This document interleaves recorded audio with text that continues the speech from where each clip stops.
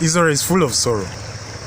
Sickness, death, disappointments, all those are forms of sorrow.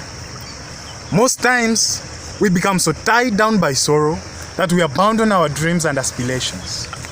When you lose a loved one, for example, you feel like it's the end of the world. You feel like you cannot continue to live without them. However, death is a sequence of life. We have to accept it. We have to embrace it.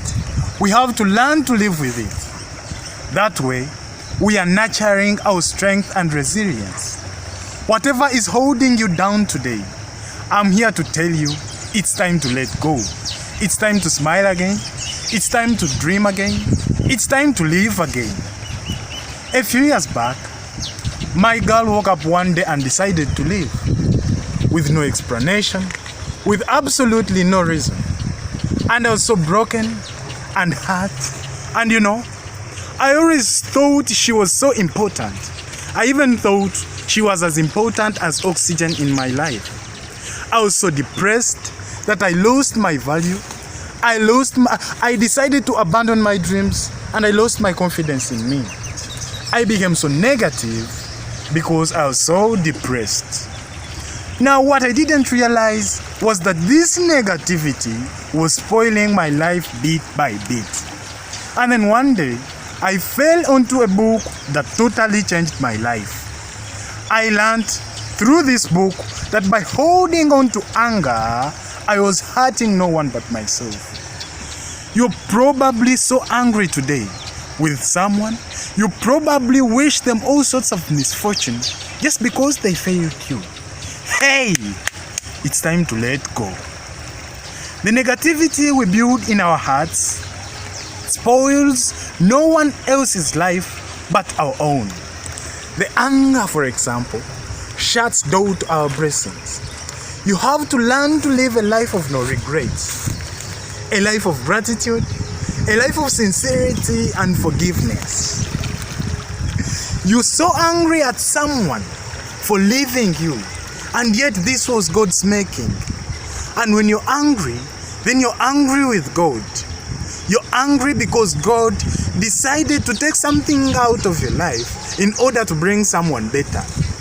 And when you're angry with God, you're shutting your blessings out of your life. God is trying to tell you, hey, my child, wake up and live again. And you're saying, no, God, no, Father, I was disappointed. I want to stay disappointed. And you know what God says? God says, okay, my son, okay, my daughter, as you wish. How bad do you want to succeed? How bad do you want to build that bungalow? How bad do you want to sign up with that record label? How bad do you want to start your law firm? How bad do you want to drive your own car? If you want to succeed as bad as I want, you must learn to let go of disappointment. You must learn to forgive. You must learn to transform your life according to the situation. Because circumstances always come. And when circumstances come, it's you to decide how are you going to move forward. It's time to let go, my brother. It's time to let go, my sister. It's time to realize that you've been running away from your blessings. Tell God that you're ready to live again. Tell God that you're ready to dream again. Kneel down and say, hey, Father, I realized I was mistaken. I realized I was shutting out my life just because of one disappointment. It's time to live again. Wake up, dream, live, and let go. I watched an advertisement some time back, and someone in this advert says, life is yours for the taking.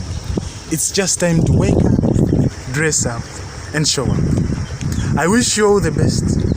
I wish that whatever is holding you down today stays in this day. Tomorrow, you wake up a different person. You wake up renewed and positive. It's just positivity. Because if you can see it in your mind, you will hold it in your hand. Thank you. I wish you well.